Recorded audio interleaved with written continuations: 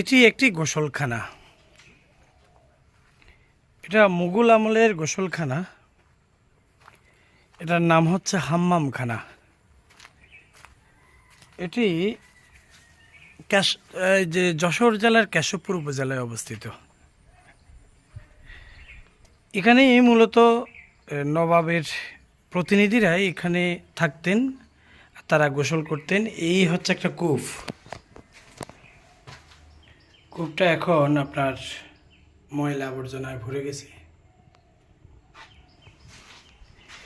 দেখেন ছোট ছোট প্রকোষ্ঠ আছে, এখানে হয়তো মোমবাতি বা বাতি জ্বালানো হতো।